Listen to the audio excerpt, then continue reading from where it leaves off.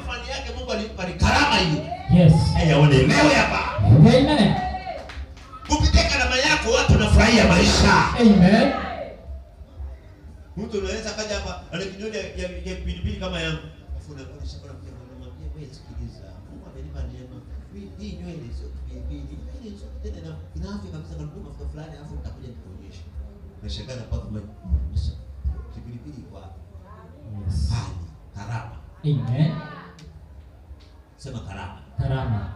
Ndio maana kuna mtu mwingine ni fundi wa magari, fundi wa radio, yes. Fundi wa ujenzi, amen. Fundi wa nini, fundi wa nguo. Fundi wa nguo kipeleka ni fundi wa nyumba ajue hata kitu. Lakini anaitwa nani? Fundi. Fundi wa simu mpeleke kwenye TV hajui kitu. Lakini anaitwa nini?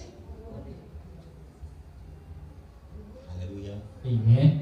Poka hivi. Mhubiri mchungaji mpeleke kwenye unabii amwambie tatizo hawezi. Kwa maana utakuta pengine anakanyaga wa manabii. Kama hujui kutabiri usitukane manabii. Amen. Ndio, hamna manabii. Manabii kufa zamani. Kufa na wewe sasa. Kila mtu ana karama yake. Amina. Hawataki kunielewa hapa. Amen. Chapia Yesu makofi mazuri. Amen.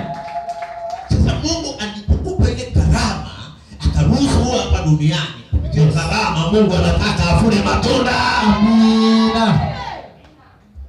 Hii anataka afune nini? Matunda. Sasa wewe endelea hapo ndio unajua kama unapata vingi ama utapata vichache. Amen. Mstari wa 3 anasema. Akatoka mnamo saa 3. Akaona wengine wamesimama sokoni wasiokuwa na kazi. Wamesimama sokoni wasiokuwa na nini? Na